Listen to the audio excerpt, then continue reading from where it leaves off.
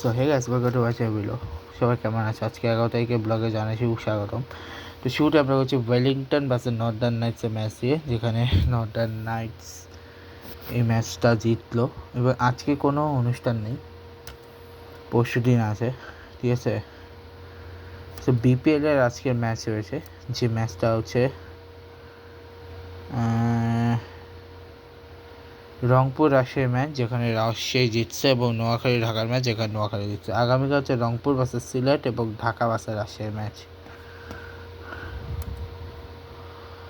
এরপর হচ্ছে as টি-20 match, যে অ্যাসে টি-20 ম্যাচে আজকে সানরাইজার্স ডারবান সুপার জায়ান্টসের ম্যাচে ডারবান সুপার জায়ান্টস জিতছে। আগামীকাল হচ্ছে প্রেটোরিয়া ক্যাপিটাল ভার্সেস এমআই কেপটাউনের ম্যাচ। আর হচ্ছে বিগ ব্যাশের আজকে ম্যাচ আছে। বিগ ব্যাশের আজকে সিডনি সিক্সার্স ভার্সেস হাবার্ট হারিকেন্সের ম্যাচে হাবার্ট হারিকেন্স জিতছে।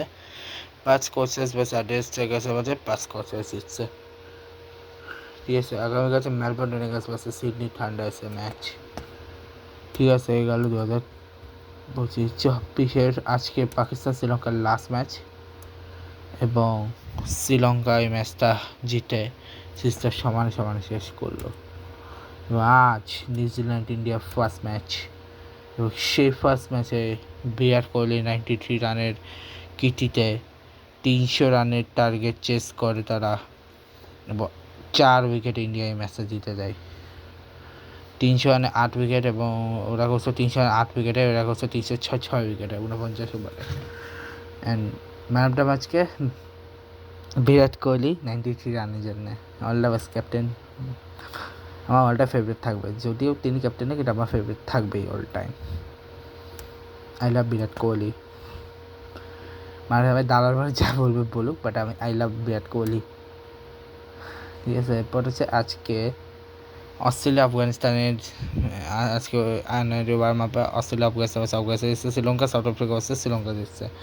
আগামীকাল হচ্ছে India versus England, New Zealand versus Zimbabwe match, ঠিক আছে।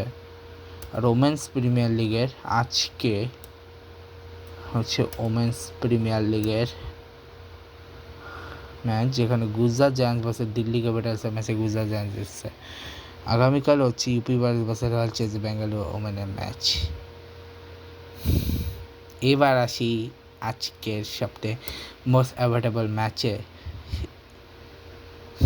Super Copa de España final, Barca versus Real, যেখানে বার্সা 3-2 গোলে হারিয়ে সুপার কোপা ডি স্পেনার ইয়েতে চলে গেছে, চ্যাম্পিয়ন হয়ে গেছে। এবার 15 তারিখ racing versus Barcelona Copa del রে রাউন্ড অফ 16 খেলবে। রিয়াল মাদ্রিদ খেলবে 14 তারিখে।